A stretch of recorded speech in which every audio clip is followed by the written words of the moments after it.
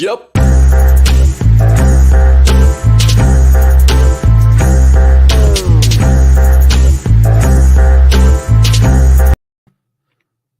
And then I say, hey, who'd you talk to? What's going on? It is me, Mike Lepre, King Mike L. This is Legit Paranormal, brought to you by legitpodcast.com.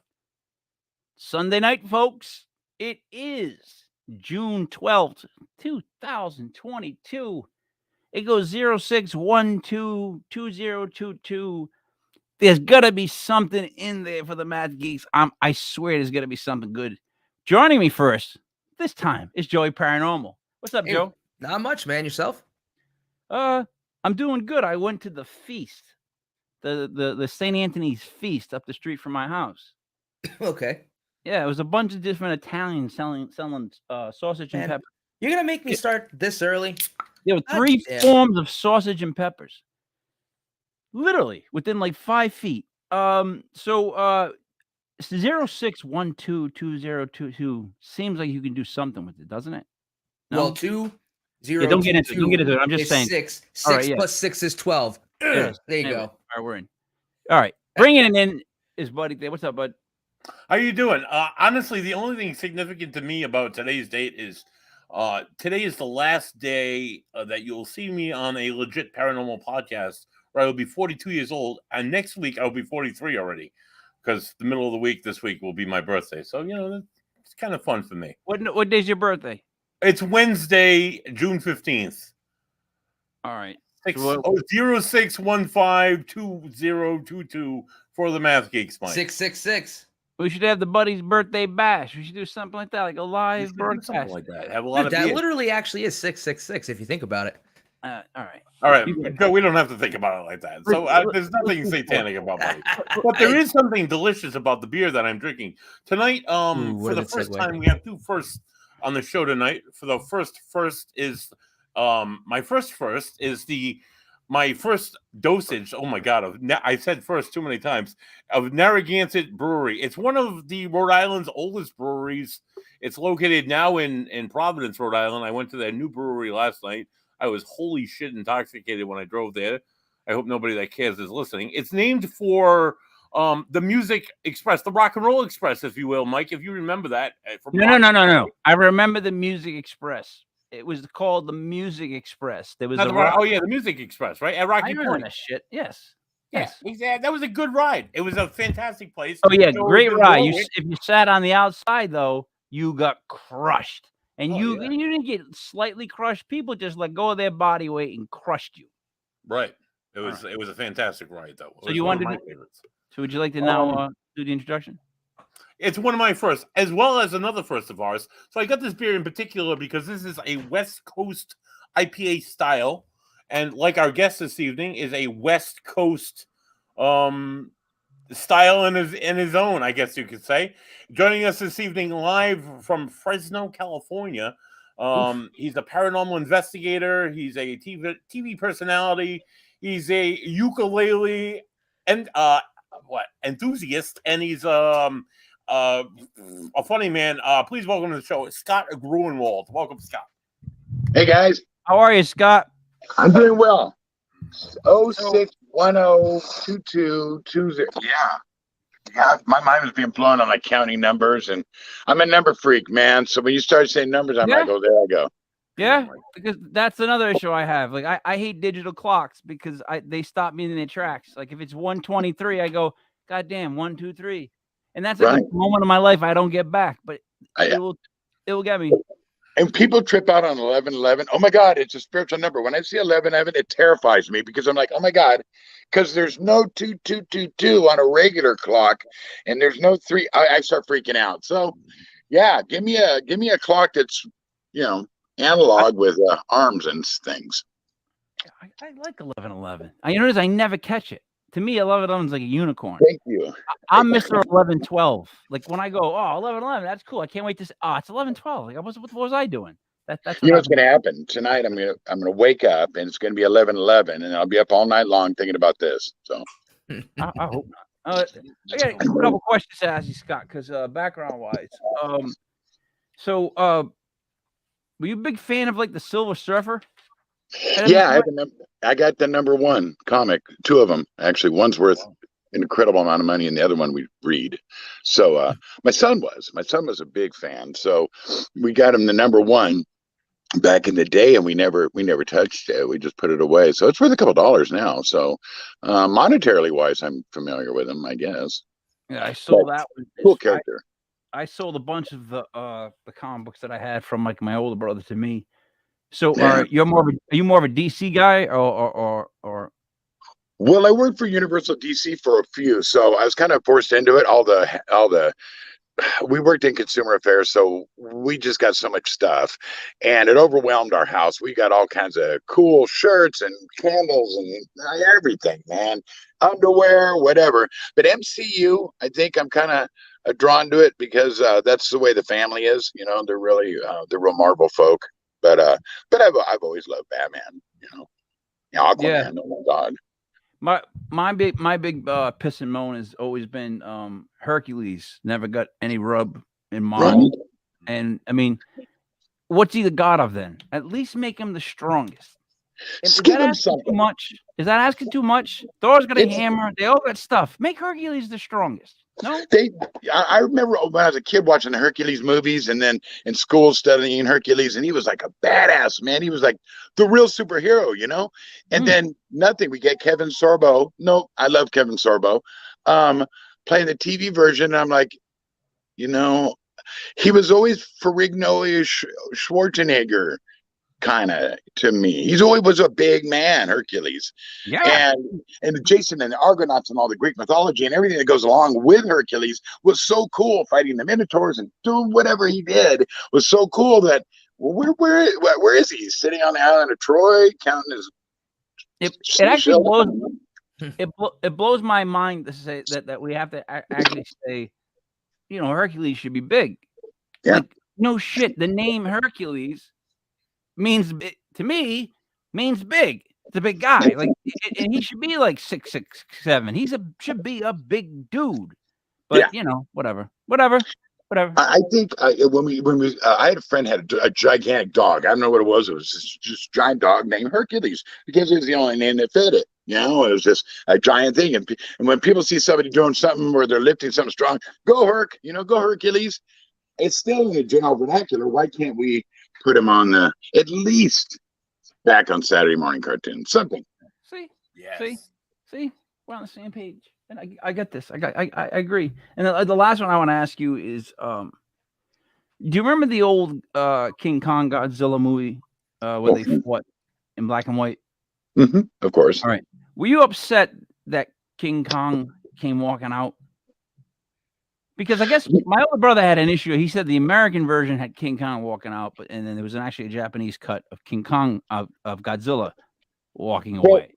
Godzilla, we kind of always knew he was a guy in a suit, but he was cool because he was smashing stuff, and he wasn't furry, and he was a reptile, and I don't know how they did Godzilla back then. I forgot no, it was a guy back then, I think. But then the monkey came out with the zipper showing and stuff. It was like.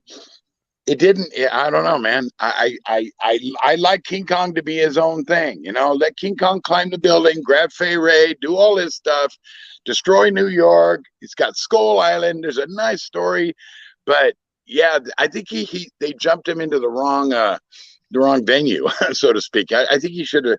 I mean, I think there's definitely a communication issue between the two. I would think. And you know, we didn't get enough of. Remember when Abbott and Costello did Meets Frankenstein, and they had like all the different characters in the same movie? Sure. Yeah. To me, as a little kid, I could never find another movie where you would get like that classic vampire, werewolf. They've done it with superheroes and stuff, but I mean, I would love to see, because remember, it started out, there were two guys, they opened the coffin, Dracula was in there. It started out, even though it was called Frankenstein, they started out I think they were like night workers or something, or security guards or something. And they opened up this box, and there's a guy laying in there dead.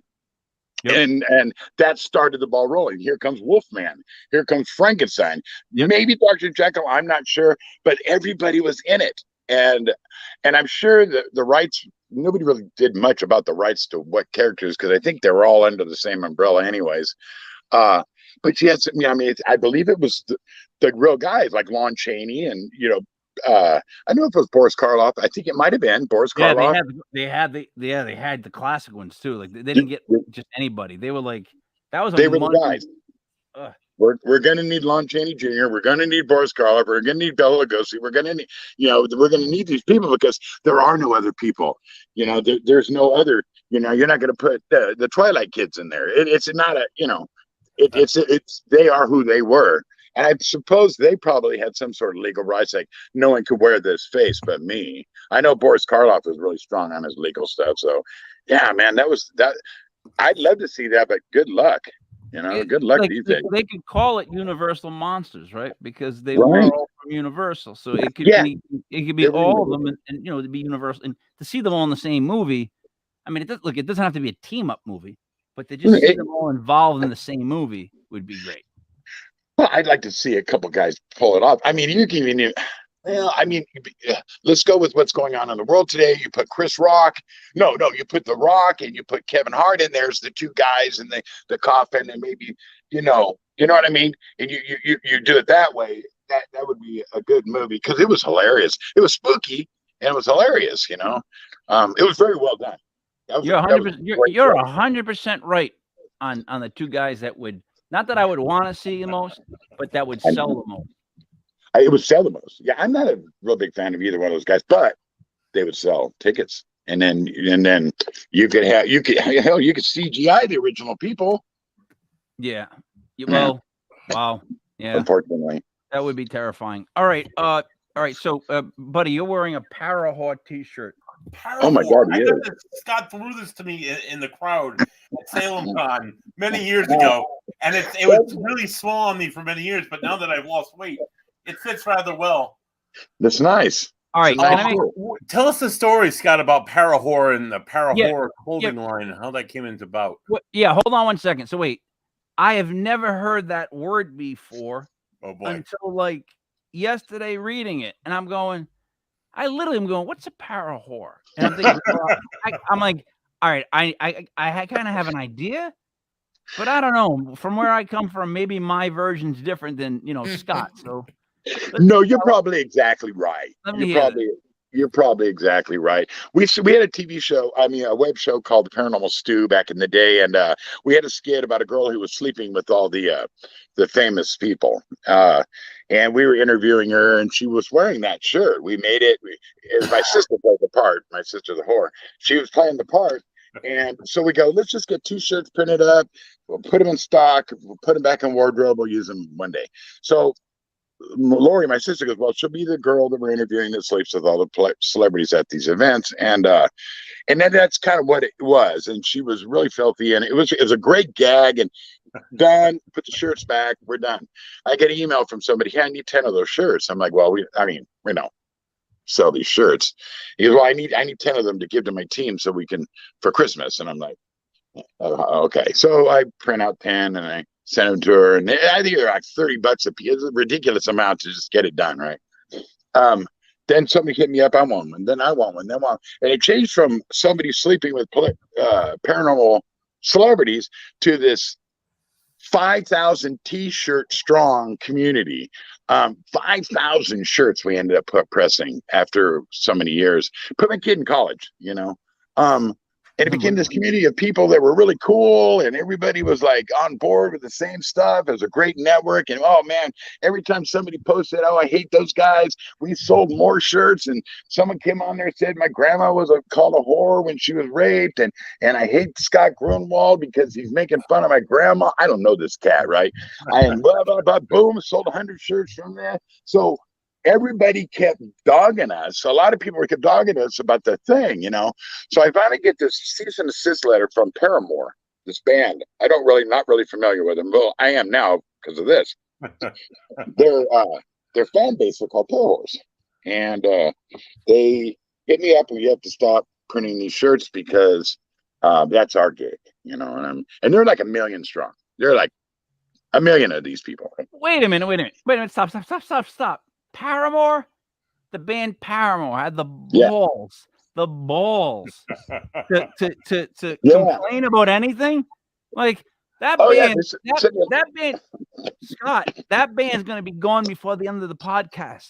Why would Paramore have the balls to even do that? All right, so they're fighting over the fact that their fans call themselves para whores, which, again, right. I don't get why you would want your fans to call themselves that. They do. So they hit me up with the cease and desist letter. A couple of lawyers contacted me. You need to stop printing these. I ignored it, and then I get a paper at the door to sign. Open it up. They're suing me. All this, right? So I get my friend and in the United States government to draft me a letter with the congressional seal on the top of it saying, leave this guy alone, pretty much. You have no idea who you're messing with. Nice. And of course it's fake, but whatever. So he has a patent on the name. You guys can't use para-horror anymore. Sorry, you guys lose. We win. Nice. Never contact this person again, right? So notarized, done, send it to him, right? And then I get a phone call from the president of the para-horror fan club, whatever it is. And we're sorry. We really, we have a lot of merch. We have, this thing is just, we have to keep the name, because now it backfired on them. They shouldn't have said anything. I go, well, I'll tell you what, do you have a space between para and horror? No, it's one word. Okay, then you're good. They're like, what? I go, yeah, mine's 2 words. I don't care. Have fun, right? Whatever. Oh my God, we're going to send you all this swag. Oh, we love you so much. No, I don't want any of your swag.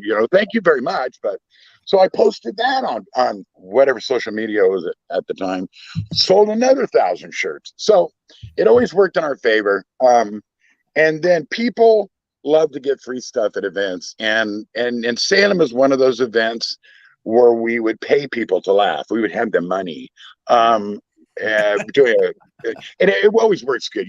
Somebody's not laughing, you give them $20 or they'll start laughing. And we'd have like $500 in ones and tens and whatever. And we just, well, and shirts and swag from DC Universe. And we just bring boxes of stuff, man. And some of the stuff, Fossil watches, really nice stuff, because I'm not allowed to sell it because they'll stop giving it to me. You can't resell it. It should be incinerated or whatever. But regardless, we got people laughing. But you pay people, they'll laugh. Right. It's a fact. First of all, I think it's amazing that you sold as many shirts as you did. And I think the issue with why I couldn't wear that shirt, it's like I'm not comfortable with the word whore on my chest. You know what I mean? Like, I try to avoid even shirts that say like I'm with stupid or whatever with stupid, because if I got stupid, in other words, I've never worn Goofy the character anything. I'm not. I don't want to walk around with a Goofy sweatshirt. Like I'll see some guys walking around with their wives and they just look dead inside. And they're wearing a Goofy sweatshirt with a hood, and I want to try and give them a hug, but not really. I want to shove them down. I'm just saying, I have a hard time with those shirts. So para whore, Joe, could you wear that shirt? I mean, I'm actually a fan of Paramore, so yeah, I would wear one of those shirts if we're being completely honest. This kid makes don't even acknowledge it, Mike. Joe, pretend like you didn't even talk. Joe, HR Tuesday, 10:30 now. Write it down and be there. Write it down, Joe. Christ We're both almighty. going to be there. Buddy, your thoughts? So honestly, I've seen Scott at a few different Salem cons, and I got to say, Scott, I've been to a lot of these cons as a paranormal investigator. We either go and set up a table, or I'll go and support these other, and I'll see a lot of these presentations or lectures, and they're all the same except for yours. It's different. Like you say, you're not only paid, you're throwing dollar bills at the crowd, but like you're interacting with people, you're like lively, you're not just talking about like ghosts of fun. That's what you go there for, but there's more of a like you bring out the ukulele and you sing about like I was telling my mother earlier about how you played the ukulele and you had played like 25 different rock songs and they are all on the same key, all on the same note. Yeah, like how everything sounds the same. Yeah. It's a different way of hearing it being spun. And it just makes it more fun. So I always enjoyed your. Thank you. We had a theory that maybe ghosts just wanted to hang out, maybe as in life, so in death, or shy. So we started bringing comedy in and doing actually comedy shows for the dead. Sounded kind of weird, but I've seen people bake cookies for them, so we weren't too far off from there. Wearing period clothing, different types of investigating, and we've got recordings of people laughing, and it's like, okay, that was kind of cool. So we took it to the next level, and we start touring around, and we're doing all these events, and we figured, not that everybody's boring. It's not. It's just there needs to be a break in these lectures that's different, and so by bringing out nudity or whatever it is, because there was nudity at SanderCon. I mean, there was like so many different things that we don't talk about. I mean, people always laugh and joke at the end of an investigation, and they're tired, and and that's when something happens. So no one's recording or anything like that. And we figured that the ghosts just kind of want to hang out. When we do these events, we try to do them as high energy as we can. We go through the crowd, we climb on people, we drink their water bottles, we read their auras and crap. We do 3% psychic readings, 3% accurate psychic readings. We do all this stuff, not really to make fun, but it's just to make light of everything. Have we gotten crap for it? Absolutely. I mean, have we been told? I've had people walk out, in LA. They said I was racist for, I don't know what I did. But yeah, we've had good and bad. So, but high energy, a lot of stuff. You're there 45 minutes. They're paying you good money. Give them something, Were you in a band, Scott? Were you in a band? In high school. Right out of high school, yeah. How long did you play? Oh, I don't know, a couple years, and then I started dancing, and it was more money, so I stuck to that. But we played little gigs. Boy, I wish. Yeah. Boy, I wish I could dance and make money. I wish someone would actually pay me to dance. That would never happen. I've never been paid to dance in my life. There's this lady, and she said, I'm doing this thing called the Mantastic 80s dance review, and we need an announcer. And we like your voice. Would you mind traveling with the tour? And I talked to my mom and dad. I was working for them at the time. I was a telephone guy and telephone installer. And I go, hey, I'm going to travel with these guys for a while. Within about a month, I'm on stage, Speedo, doing the thing, and I started making like $1,400-$1,500 a night, and I'm like, this is really good money. This is extremely good money for me. So I came back and I helped mom and dad. We bought another installation van, and that was it. But before that, I was playing a lot of punk rock clubs and that kind of stuff. New wave actually at the time, and then punk rock and and then weird life gets in the way. You kind of lose the play in your life, and then later on in life you get it back, and hopefully it's in time to keep having fun. So two things. One, that makes sense to me that about the punk rock thing, because I can see that in the energy, like being in a band, that when the light goes or you hit the stage, you have to be who more than they expected you to be. You owe them that. It doesn't matter how you feel, what's going on. Like that was always my mentality. Like, especially if we had like a large crowd, we're going up, I'm sick. Doesn't matter that I'm sick. I got to go up and do this. Right. Moving over all the different podcasts that I do. I mean, when we start talking, this is natural for me. It's not a turn on, but like if it's really like with people in front of me, because you have to make eye contact with them. Absolutely. We used to call out to whoever I was at the bar in the back and tell them to pay attention before we started. Right? I mean, seriously, we would tell them sometimes to move up, make them uncomfortable, and then play. That's the only way you can really get people. And the thing is, I can see where they think it's like, oh, you're making fun of the dead, or you're making fun of this or that. It's a real serious science. And I do get that. And they are right when they say that. But however, what's wrong with making fun of stuff sometimes? Like, we're just if we're telling you that we're going to make fun of it, we're advertising the fact that it's going to be fun. Then and we're not naming names. We're not saying this guy is an idiot. We would never mess with anybody's livelihood. We just mirror a lot of the same things. Like, we don't call them ghosts, we call them transparent Americans. I mean, there's a lot of things, and that we're just transparent Americans. Whatever. Yeah. And if we had we had two people in the crowd, because the G word on the other side may not be acceptable. Right. So if we had two people, I've played shows where I've had thousands, and then I've played shows where I have three people. It's the same show. You got to deliver. It does not matter how many people. I don't want to say his name, but there's this blonde guy that will not do a show if there's not enough people in the audience. Even though people have paid to hear him speak, if there's not enough, it's not worth his time. Yet he's got a booth out there selling $30, $40, $50, $60 sweatshirts with his face on it. And shame on him, man. You know, I went out to some place in Texas, McKinney or some event, and there was a guy, his college daughter, and her boyfriend were in the audience, and that was it. There's a bunch of chairs, but that was it. Oh my God, we had so much fun, and that was a great show. You know what?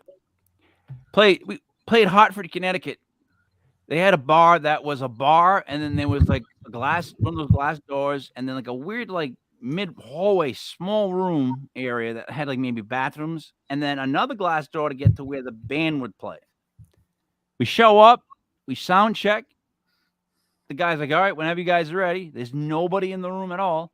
Even the sound guy leaves. We're in a room all by ourselves. Yeah. Expected to play 45 minutes of music. Right? Like they need to hear to get paid, and we only get paid enough to buy the band enough. It was like a 50-piece McNugget. It was a 50-piece McNugget that we split on the way home. I'm being dead serious. We played to no one. We played to no one. And 2 songs in, we started having the best times of our lives because we were just making fun of every song, and we were insulting everybody in the other room as much as we could. So I get that. There's a weird thing that happens, and it's a weird dynamic. And I know that my father performed and stuff, and he had the big band sound. And he always told me, no matter how many people you have in the audience, you play the same damn show, and you kick ass, and you really bring the energy in. And so when it happens, when you're there and there's nobody there, or there's a one person there, or whatever, you gotta do it, man. And all of a sudden you start developing new material, especially being a comedian, doing that stuff. You're like, oh my God, this is so freaking funny that I'm going to add this to my next thing. And I have, and I learn a lot from the audience. You know, I learn, you know, the people that are out there. Some of them are hostages, and they're the husband or wife of the people that are into the paranormal. They hate it. They don't want to be there, but you know, they're going with their wife or their husband because they're into it. Those are the focal people. Those are the focus people, because they're not having a good time, you know. So you reenact with them, and you're doing stuff, and you're sitting on their lap, or you're doing whatever it is. They're actually having a good time. And I've had them come up afterwards and tell me, hey, you know what? Thank you, because I've hated this weekend so much. Yeah, you know what? Those are the guys, right? I swear to you that you'll say to them, like, you'll be talking to whoever, but their wife is what, a spouse, and then you'll say to the guy, you hear stuff too, and they give you that. It's like a like a sad yes, like he doesn't want to commit to it, but he's kind of shaking his head enough where you're going, I'll take that as a yes, I guess. Like, you know, he's not going to give me this. All right, I'm good. He's not having fun. He hasn't heard stuff. Imagine he has to say he's heard stuff. Imagine you end up in a relationship where you have to say you hear stuff too. Oh yeah, I've seen it. I've seen it. I was a tour guide at a haunted location called Wolf Manor, and we had this college team. Oh well, it's just a couple college players with their girlfriends, and their girlfriends are really into it. And these guys are like, this, whatever, you know, whatever. And I'm going through all this stuff, showing them this is this, this is that, that is this, this is that. And then one guy starts to act up, kind of weird, like he's being possessed or something. And just damn Ghost Adventure. Can't stand that when they call. So I he really was actually. You know, and I looked down and he peed his pants, and so I'm like, I mean, that's a little beyond trying to say you hear something or you're going along with it. This guy says there's faces all around me, and he's this big, huge dude, and he faints. And we're down in the basement. I'm like, so me and his buddy got to carry him out to the street or out on the porch and set him down. And dead weight's heavy to carry. Dead weight, especially a big old defensive end or something. So I mean, I'm just like, this is our big tackle. So I would get him outside, and somehow that's always the cure for people that are feeling sick, is get them some fresh air and they can hear the traffic and whatever. So me and his buddy and the girls, each of us got an arm and a leg, and we're dragging this dude, banging his head on the wall, whatever. We get him out to the front. He wakes up. He's like, we're out of here. We're going. I'm out of here now. I'm leaving. No way. I can't believe. So for weeks after this, guy kept contacting us and bringing people, bringing more football players, bringing more coaches, bringing more people to try to experience what he had done before. So a lot of times these hostages, the girls aren't into it anymore. Yeah, it was a fad. They're done with it. But this guy, and he's still doing it today. This guy's still chasing ghosts today. And so you never know. One might, I don't know. It's kind of like when you take somebody who's never been to a casino, and all of a sudden they win a car. Yeah, they've never gambled before ever, but they're winning big money, So it's that first timer thing. So when you bring somebody in that's just like open, doesn't care, whatever, somehow maybe something happens to them a lot more stronger than just the regular person that's searching out the ghost. Maybe the ghosts know that he's doesn't care and they want him to. I don't know. It could be 100 different theories, but yeah, a lot of times those hostages become the people that are really into it. Well, like me, I didn't believe in them until something happened. So my parents dragged me around. I mean, I was second generation investigator. I was embarrassed all my life. We were the Addams family, and then when I got a little bit older, something happened. And I'm like, okay, cool, I could do this. And then I've been doing it ever since. So that story has a tagline for a great Hollywood movie where this offensive lineman for a college goes to a haunted location, gets attacked, pees himself, and then spends the rest of his life tracking down the ghost that made him pee himself so he could get his revenge. That's all I'm thinking of is now I'm writing that Hollywood script in my head. You know what? Write it up. Write it up. I didn't like it at all. What I liked was the Nick Papagiorgio reference as he moved on about the guy, first time winning a car. That to me is more exciting, Joe. Please. Oh. Buddy, what do you got?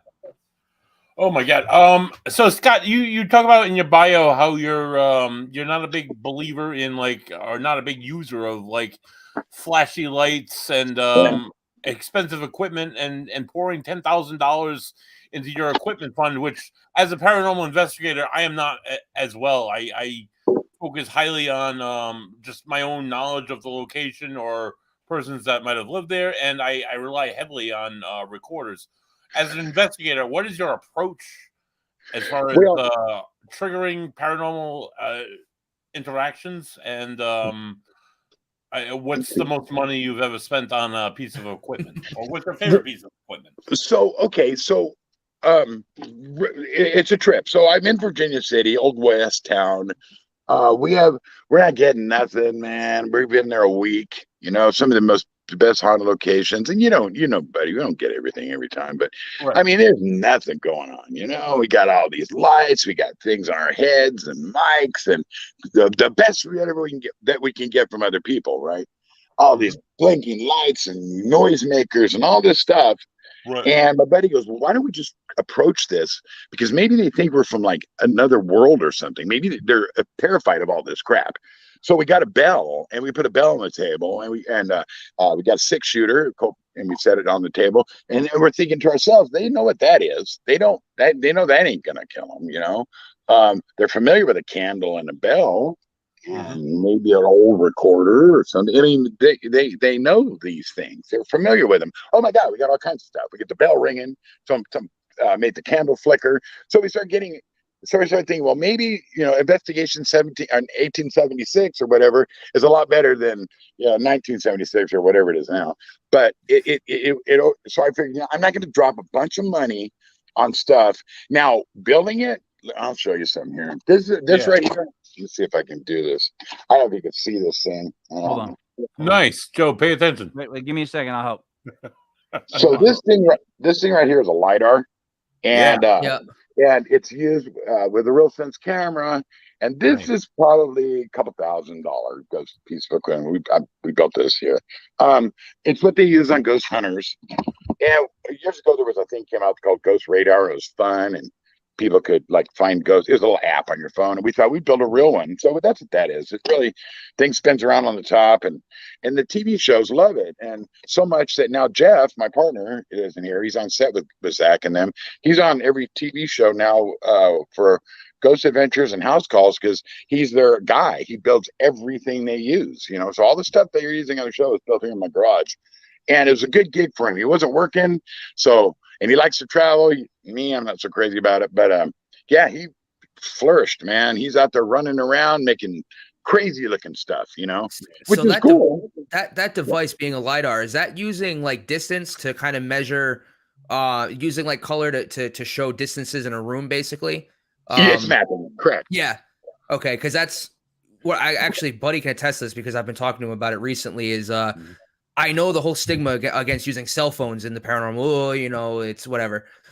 But newer cell phones now have LiDAR sensors built in, and you can take advantage of the LiDAR sensor by using distance to see objects in a dark room. So if you're in a dark room, instead of having thermal or IR, you just use a phone with LiDAR, and it will give you colors and show you distance, and you can see if there's something that isn't supposed to be there. So that's cool to see you creating a tool specifically for that. And to Buddy, it verifies his trust in me as our tech guy, that like I might actually know a thing or two, and I'm not just completely full of shit. Well, it's cool. It's just really, it's a simple tablet. You got your LiDAR set on it. You've got your LiDAR sensor on the top spinning around, and you look at it, and it's mapping out the room. This is raised up higher than our old one had. Up here, we're only got like a 180 radar, but now it's higher, and we could set it on the ground or pull the legs out and hold it.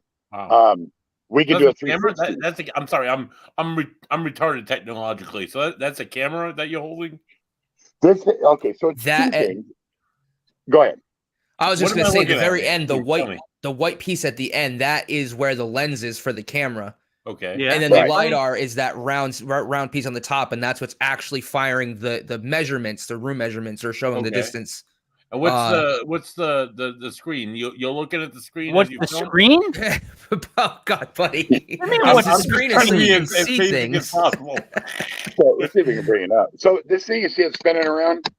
Yeah, absolutely. So what it's doing is sending a laser out. It's just mapping out the room that I'm sitting in, and C. Gonzalez is using this now. We'll walk through a room, see if I can get it to come up, and he'll see the agent, which is yourself. That's the midpoint of the radar. It's kind of like, it looks like a submarine radar, or what you see. Yeah. What's the screen? I'm trying to ask every question here, dude. Okay, never mind. I don't have the password, so Jeff locked me out. But what it looks like is it's a screen. It looks like something from an old submarine movie. Yeah, like sonar. It's sonar looking, and so I'm gonna break it. He's gonna kill me. Joe, make one of these, dude. Yeah. Okay. we need the funding first, but I'll be. If you get me the products, I'll do it. Well, I'll send you all the part lists. It's $100. This is like $100. That's like $100. That's really it. It's about $300-$400 to build. Yeah, it's not bad, but we sell them for $1,600, $2,300 to the TV show. Only ones that buy these really are the TV shows. Yeah, it's to just kind of reinforce, like, that's a lot of things too for like someone who's just doing this as like a hobby, kind of like what we are, because we're not on TV shows, we don't get paid, we just do it to help further the science and kind of satiate our own appetites. Phones are so well equipped nowadays that that's all you really need is I have a camera with an IR light on it. I have a Canon DSLR, and I use my phone and a voice recorder. And the cameras on the phones now are so detailed, and there's so much that they can do now that they work really well for like having a LiDAR sensor, just the different things you can do, having a night mode so you can actually see in pictures at night. It's incredible. But it's cool actually getting to see a piece of equipment like that. I mean, I've seen on TV, because I'm as much as people make fun of me, I'm a hopeless addict to Ghost Adventures. I am too. And even though Zach and I have known each other since before Ghost Adventures, we've been friends for many, many years. And through the thick and the thin, the good and the bad, I had my own TV show he produced, and I've been on all his stuff. I think that we just did the Cecil. We did a couple things, and so the Cecil was pretty cool. The Cecil Hotel is amazing. He always includes me on stuff. Hey, are you in town? Come by here. Check this out. Well, when you met Jeff has built him now these vests, like mech vests with built-in stuff. Two, what are they called? These two screens, and then there's a thingy they call the gun, which goes up their arm, and it has all the detectors on it. It started out, Jeff, I met him. I don't like people coming to my house. I mean, I'm not a hermit or anything, but I got my house. I don't want paranormal people stopping by. Well, we met this guy, Chris Maggard. I met Chris years ago, and he met Chris, and hey, you guys should get together. And I avoided it as much as possible. And then finally, I hit him. Hey, bro, what's up? Yeah, I'm Scott. And yeah, well, where do you live? Oh, what? He lives 2 houses over. It's like, oh no, no. So he comes over, best friends forever, and we just start building EVP gloves, EMF detecting gloves, and just all kinds of stuff. And Bill Chappell is on our heels, and we're like, he built the SLS, we built the XLS, we built the RLS, we built all these, so many. I mean, I could show you around this room. It started in 2005 for me with the movie Fear, the TV show Fear, where they put that harness on everybody and they'd walk alone. Mm-hmm. Coolio was the host, and they would walk alone in these scary locations, and that's where it started. So we started making these outfits, these cages with cameras, and it was a bit ridiculous, but we did it. And doing so, we created the first paranormal TV show on the web. Nobody was doing it, just us. And we got Webbies and all that stuff that comes along with it. A lot of notoriety. It was the Haunted Wolf Manor Live, and it was great. And then people started doing that. Then we quit. We started doing network shows where people would come and they talk about IT stuff and everything, and it kind of veered off of the ghost thing and more into computers and what's going on now. We were getting sponsors and that kind of stuff, and it wasn't as exciting, and it's definitely not. It's as boring as it sounds. And so after that, we said, let's just do comedy, and we did comedy, and that took off. So being friends with Zach, it's got its perks. People say, let's do this and let's do that. I have an idea for a show, Scott, that I keep pitching to people that no one wants to do, but I think it'd be fantastic. We're paranormal investigators, and we never find anything. Right.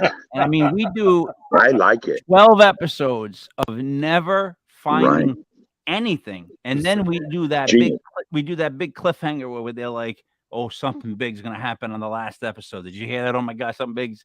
And everybody tunes in, and we find nothing. Kind of like the Bigfoot shows. Yeah, but this is like we're trying to find stuff. Like we're trying to find stuff. There's the other people that hear stuff from places we go, and we're like, don't find the thing ever. Mike, that's genius, because if you think of it, if you had just had a show, it doesn't have to be a family, but just a couple of good old boys or just some people, and they do a show, they never find anything. Never. But you watch the show because their chemistry is so amazing. They're so hilarious. And you want them to find something. You really want them to find something. You're like, come on, guys, find something. And the whole hook to the show is, once they do, the show's over. Yeah. Once they find something, there's no more show. Yep. Right. Put the EVP recorder in the middle of the haunted house and walk away, never to return. And they can almost Abbott and Costello like miss stuff, like barely missing stuff. And they just never find anything. It's never them. You know what I mean? They just don't find it. They got nothing. They've got nothing to prove. Nothing. Or even the stuff happens behind them, and they just exactly. Yeah, there's a monster clapping their hands next to their head, but they don't. They're talking to their wife about the kids' homework on the phone. It's always out of camera, though. It's never in view. It's always that kind of shit. They never find anything, no proof. They never have a shred of proof. Let's do it. I'll be part of it. I got some money. I'm figuring people by episode 4 or 5 would be going, oh, come on, man. They got to make them find something. What's that one where those guys have an island and they're looking for something buried underneath it? It's like Coal Island or something. Oak Island. That's on the history. What the hell, man? Find it. They haven't found the treasure yet. And it's but we watch it because we like the guys, man. We think the guys are cool. We're like, oh, these guys are cool. They're talking to all these professionals, and they're bringing these old timers in. They can see underground and all this amazing equipment. They got sonar machines, and they're shooting stuff to the ground. Right. And nothing. They find a coin. That's why the show's still on. If they found something, they found it yet. So why has it not been the paranormal show where they don't find anything? We need to get NDAs written up. We need to start this process because I think this is. Well, they had an Italian guy too. That's always like he knew it. Like my reaction is I knew it. Like whatever happens, right? There's that guy. I just gotta have that guy. I don't even have to say something. I just go. I'm out. Yeah, I told you so. I told you so. They Maybe used show that. to be a show where they found nothing. It was called Ghost Hunters. The first few Yeah. seasons, they'd put an investigation where they found something, and then they put an investigation where they found nothing. And they could explain the reason why they found nothing, and it made sense to the people who lived there. And they went on their way. And those that were was the good old days. Those were, because those guys, before, when it was just Taps and they didn't have a TV show, they were very popular, you know, and they were very popular on the East Coast, and they were plumbers, and Jason still works for the company. They just didn't, and then sometimes they went on the shows, but people got bored. I think they created their own demise. Yeah. You know, they created, because they kept the same cookie cutter show, because you know what? If it works, don't change it. Why are you going to change it if it works? If it works here, we're going to try it here. If nothing happens, I'm sorry, we're going on to the next place. We're going to use that same formula. That same formula seems to work. Then maybe you start changing things, you're doing things, but people got bored. And they're like, God forbid you're funny, and God forbid you're funny, because you might be seen as not 100% serious in your field. Right. Sincere. Funny. Oh yeah. You know what I mean? So it's like, what? Oh yeah. What do you mean? Like, why can't I be funny? Like, so when we started doing this show, I do the sports ones and stuff like that. So I was like, I want to do a show though on the channel that we do. That's like, the Art Bell show on a Sunday night. And I was figuring that Buddy was going to do it with someone else, and then someone dropped out and someone went here. And the next, I'm in it. And it's like a year and like 6-7 months into doing this every Sunday religiously. And it's like, I've learned so much stuff, and I've learned about people involved in this world so much. Man, it's a good community, Mike. It's crazy. I mean, but it is wide. There's so many people out there that aren't organized, that are there, that are in, like, they just need to, I don't know. There needs to be like a database. I don't know. I don't know. I just need to be. There was the paranormal database, and people would share their information and all that, but people are catty and weird sometimes, and they're very cliquey. We are East Coast. We're Southeast. We're Florida. Stay the hell. Keep your vans out of our. Now, this is true. Rob Demmer has told me, hey, they would actually fight, like West Side Story. I mean, these people were like, you cannot investigate in Tampa. You can't investigate in Miami. These are our turf wars, and I'm like, oh my God, this is 2005 and 6 maybe. Right. And people started talking about paranormal unity and how beautiful it'd be, and I get it, but people, they don't want that. They want to be the best. They want to be on TV. Unfortunately, they want to do all these things. They want to investigate houses and destroy people's lives. They want to.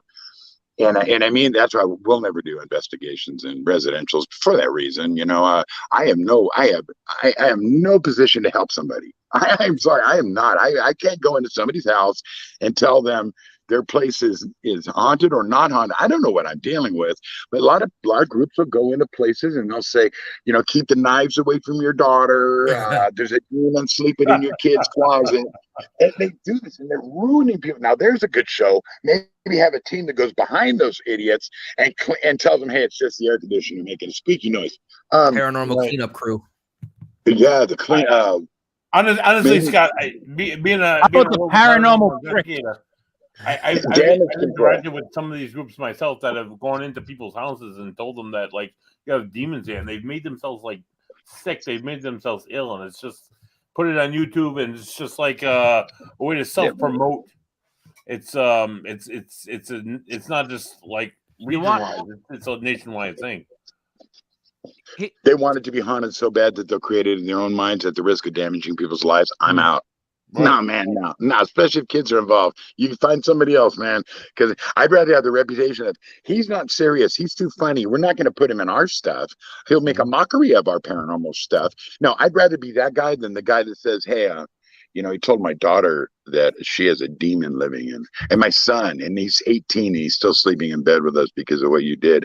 I'm not going to be that guy. And I've done a couple residentials, and I mean, I'm talking, I've been doing this for decades, and I've only done 2 or 3 for that reason, because the people who are watching TV shows, they want it so bad to be haunted. Oh my God, please confirm that my grandmother is here and she loves me. Well, that's wonderful. Your grandmother, I'll just tell you. Guess what? Your grandmother's here, and she loves you very much, and she's watching out for your kids. And what's that, grandmother? your husband's a cheater. No, I mean, I don't know. I think it's something to clear it up, but it takes. You got to handle people with kid gloves, especially people that are influenced. You look at their bookcases; it's all in the occult. They may have a Ouija board. They may have the DVD sets of all the ghost shows, and all that. And then you kind of pick up a thing. They giving you some data before you get there. And when you get there, it's different than what they told you before. They're making it up, and and once you have a connection with the TV, oh God. We'll just get Scott Gruenwald out here. He'll get us on. I have no pull. I just shot a Hulu thing the other day where it was like, we don't need to. But I mean, I'm not. And plus, and if I would put everybody on TV. Because I think I'm actually talking about the show where you never find nothing is a great pitch, man. Oh, it is. That is. I mean, the Naked Investigator. The Naked Investigation was a great pitch, and unfortunately, we shot. It was great. We did some shooting. It was fun. Discovery had let loose of the was it Afraid, Naked and Afraid. A&E picked it up, so Discovery needed a naked show. I come up with Stark, searching to acquire real knowledge. Silly. And we shoot a thing, and it just didn't work, And it was really, I'll send it to you, buddy. I'll send you a copy. But it's like, I said, pretty girls, And I've done a lot of these naked investigations, and we did it right on the Travel Channel. And people liked it. They thought it was great, They thought it was funny, naked people running around in the dark. And it is funny. It's funny, and it's serious, and there's all kinds of crazy theories about naked investigating. And so there was always some interest in it. But I know 59-year-old, you don't see a 59-year-old guy running around now. It's not pretty. No. Here's the thing too. But here's what I do know. It's much easier for me to scare someone than to make someone laugh. It's so much harder to make someone laugh than it is to scare somebody, because you just walk up to somebody, say something, they're scared. It's just immediate. But it's not easy to make somebody really laugh. So to me, when you bring laughter to any place, and this is me on my side of stuff, the non-paranormal, I feel like if you can bring laughter to any kind of place, you made it better. Like, for real. Like, that's a big deal with me, All right. I think so. I got one popped into my head a couple minutes ago when you talked about the ghost or grandma saying the husband's cheating. Another pitch is spitballing here. Ghosts say the darndest things. And it's just a guy, and it's an empty stool, and they're interviewing an empty chair just in there. Wait a minute. If you let me be the guy that lies and tells them bullshit about what their relatives said about them, I will insult them like Rickles would only want me to. I would love nothing more than to do that. I would be like, oh, he says you're ugly. Please let me deadpan it. Just thinks you're ugly. Thinks you're a horrible person, and then not crack a last smile. You'd be perfect. It's weird. I just have recordings of people saying, your husband's cheating. Or how about the guy that does the gallery readings? They're just totally inappropriate. It's like, who's the girl that likes anal? You. Okay. Yeah, so you're doing a lot of anal sex, and what's funny is it's so mean, because it's almost like if you did a punked but paranormal, it's like we're only messing with your soul. We're only messing with your soul. That's the pitch line. We're only messing with your soul. We're only going to ruin the rest of your life. Who's got the kid? We're going to ruin the rest of your life. Who's the kid? Who's got the kid with leukemia? Who's got the leukemia kid? Who just recently lost a husband? All right, he's saying the sex was awful. Yeah, screw you. Your sister was better. He said, I always wanted to do never come what back. if you had a funeral where you had you recorded, someone made a movie of their, hey, if you're seeing this, I'm dead, right, kind of movie. And he said, Aunt Jackie was screwing cousin Willie, and it was ruin everybody's life because you're dead. You're down there. So my favorite ever Norm Macdonald's skit is about how he was gonna write a suicide note. Right. And he was like, what if I just blamed the old Barbara McNeely and wrote his name down? He goes, because they would have to go to my barber and be like, a guy named Norm Macdonald? Yes, sir. I cut his hair every now and then. Okay. Well, He killed himself, and it's because of you. Would you like to know? He goes, in for the rest of his life, he's gonna walk around going, like, what did I do? What did I say? Yeah, what the fuck would happen? What'd you do to me? Yeah, dude, buddy, you got one more? Then I'm squeezing you. Go to Joe. I gotta think All about right, it. Joe, you got one? No, I mean, I was gonna ask about how your run-ins with Zach Bagans, but you've kind of touched on that. I'm not gonna harp on it too much more. I appreciate you showing us the LiDAR, your actual LiDAR device. Sure. It's cool to see something that's a little more fancy than just having a cell phone in your hand. Something that someone actually engineered for a purpose like that. It's actually really cool to see that Jeff kind of equipment. Jeff Kunkel is the name. He's up and coming. I mean, you'll see him on a lot of stuff, and he's a genius. Kunkel Robotics. The guy is like, I'll do the design of stuff, but he's the builder. And the guy, he'll wake up in the middle of the night and call me, dude, I got an idea. Let's look through walls. Okay, isn't that a kind of complex? No, and he'll start spouting all this science that I have no idea what he's talking about. But yeah, he's working on looking through walls now to see what's on the other side. So, because I've done like DIY EM pumps and DIY like taking the Sangean AM/FM and bending a little tab so it just scans without stopping. Tab 4, yeah. But and then we did the I think it was the SLS with the Connect and the laptop, and run the program and stuff. But I am no engineer by any right. I'm actually studying IT. Like, I'm going into the networking side of things, not the nice. I don't go that far. But it's cool to see someone who's got that mind, or someone who's helped make devices like that. It's pretty cool to see that and talk to someone like that. Thank you guys. I appreciate it, man. I tell you, Joe, that was long-winded. That was I'm allowed one of really those, upsetting man. The guest. You're upsetting the guest, and I can't figure out why you're doing it. And I apologize for Joey doing that. Well, I'm a big Red Sox fan, so I got to tell you. Hey, they won tonight. Today I guess for you, but tonight for us, yeah. Yeah, I'm supposed to be there. So, Scott, here's the thing. I watched some of your stuff earlier. I love the sense of humor. It's the reason I put, if you didn't get to see the intro, but I had Silver Surfer in there. I had the Shogun Warriors. Do you remember those? Yeah. I had a bunch of stuff in there for you. So Shogun Warriors, cool. Yeah, I kind of got a good feel for you, because I have that same, that's all that stuff that I collected. Like, I was such a comic book geek. Like, here's exactly why. So, guys, get your drinks up. So I'm very Italian, and I live in a really Italian town. And there's a little bit of connection amongst everybody back in the day in North Providence and Providence. So so my papa used to get all the comic books that were damaged. Ooh. So they would have like a page ripped off or whatnot, whatever the cover usually was always ripped, and they couldn't sell them. So every end of month, I would get those old shopping bags of comic books that were damaged. Nice. And that's all I would do. I would just fly through them. So it's like, right. I read so much that as I go forward and I watch some of the movies, I get aggravated. Like, I was ranking the TV shows, and I'm like, here's my thing. I'm thinking it's these are the Netflix ones. It was Daredevil was my favorite. Then I like Luke Cage. Then I like Punisher. Then Jessica Jones. And then Iron Fist. And I don't even really count the Defenders, because it wasn't anything. Right.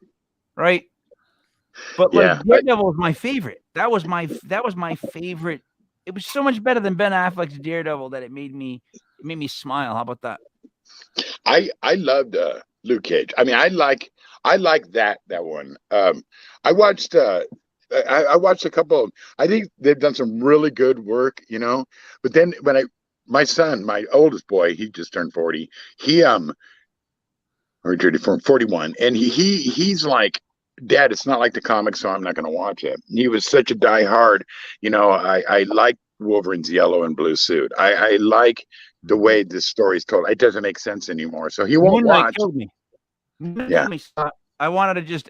He was one of my favorite characters in the world, and they restarted that comic 100 times. There's maybe 6 or 7 or 8 different #1 Moon Knights. They're always restarting it. They can never get it going. and it's such a great character. And here it is. They do the TV show, and it's more about the fact that he's psychotic and got all these different things in his head. Well, that was his thing. He was weird in his head. So, but that shouldn't have been. But let him be Moon Knight. Can we see Moon Knight? How about Moon Knight? The name of the show is Moon Knight. At what point can we just see him be Moon Knight? Does he have to black out when he's Moon Knight? How's that fun for me? How is it fun when a superhero does his superhero shit that it blacks out? Yeah, he wakes up the next day. Come to, and I go, oh, that must have been a great scene to not see. Well, right. He has no idea. People are thanking him. Oh, thank you for or Listen, hey, you did this, or we're concerned with your. Well, I don't know what I did. I go to bed at night. I wake up and I go to work. In the middle there, somehow, at some point, reason I'm really tired during the day. But listen, Scott, what else do you have going on as we wrap the hour up, as far as like websites or anything like that, especially just for the not much. You know, I'm just an old guy at his garage, and we've got some Hulu things coming out. We got some stuff you guys don't know, but I'm definitely contacting you, Mike and Buddy and Joe. We're gonna figure out something here, because the most ridiculous ideas become the most amazing projects. I know, yes. I think we'll write up some NDAs. We'll get some stuff, and there's so many people sitting on their hands right now that have a lot of talent, including yourselves, that could be involved in these projects. But I'll thank you guys for having me, man. I'm gonna go eat my dinner. Thank you. All right. So it was Legit Paranormal on June 12th, 2022. For Scott Gruenwald, for Buddy there, for Joey Paranormal. It's me, Mike Lepre, the King Mike L. Thank you for watching. We will see you next Sunday. We are out.